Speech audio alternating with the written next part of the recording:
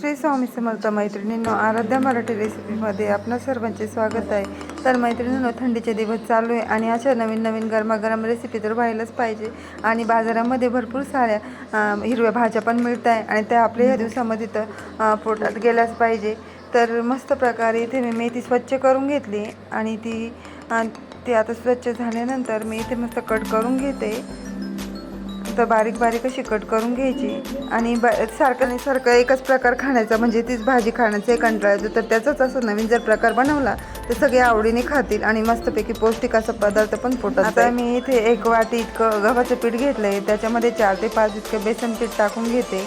त्यानंतर इथे बाजरीचं पीठ घेतलंय 2 ते 3 चमचे इतकं आणि इथे हिरवी मिरची लसूण याची पेस्ट करून घेतलेली ती टाकून घेतली आणि त्यानंतर आपल्याला त्याच्यामध्ये 2 चमचे इतकं दही पण टाकून घ्यायचं आहे।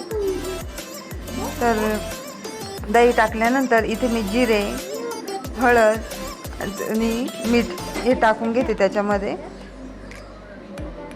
लागता आपल्याला हे साहित्य टाकायचं आहे आणि त्यानंतर मी स्वच्छ धुवून घेतलेली ही मेथी जी कट केलेली ती याच्यामध्ये टाकून घेते।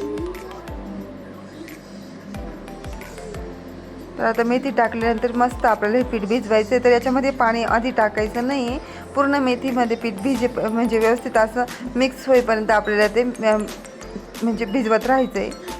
आणि सगळ्यात शेवटी लागले तर पाणी टाकायचं नाही, तर आपण ही धुतलेली जी मेथी असते त्याच्यामध्ये बरोबर ते मिक्स होतात आणि पीठ आपल्याला हे असं जास्त घट्ट सरस भिजवायचं आहे। त्यामुळे आधी पाणी नाही टाकायचं नाही, तर पाणी जर आधी टाकलं तर मग पूर्ण ते पीठ असं सैल होतं आणि ते व्यवस्थित शिजल्या पण जात नाही आणि मग व्यवस्थित अशा वड्या त्याच्या बनत नाही। तर आपल्या इथे वड्या बनवायचे, त्यामुळे पीठ असं घट्ट सरस भिजवायचे। नंतर मी अगदी शेवटी थोडंसंच पाणी टाकले आणि नंतर तेल टाकून आता व्यवस्थित हे पीठ भिजून घेते।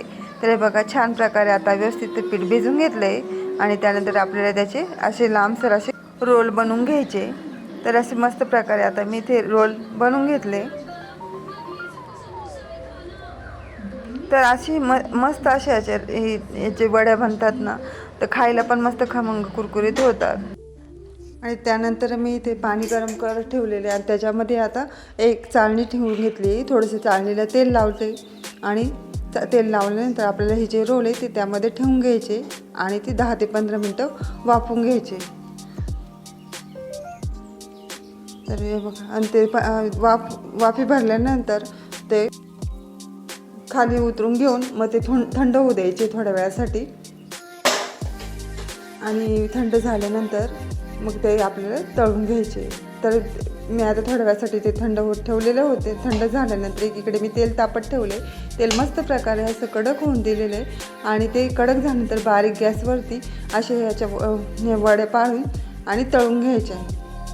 तर बघा, मस्त अशा याच्या वड्या पाडून घेतले आणि तेल एकीकडे तापलेलेच आहे, तर बारीक गॅसवरती आता मी तळून घेते। तर 5 मिनटं एका साईडने तसंच ठेवायचं आहे आणि मग नंतर पलटवायचे, म्हणजे मस्त प्रकारे आतमध्ये पण त्या तळल्या जातात।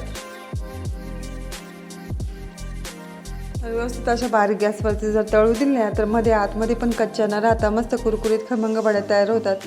आणि ह्या वड्यांसोबत मस्त आंबट गोड अशी कढी बनवायची, म्हणजे खूपच छान चव लागते।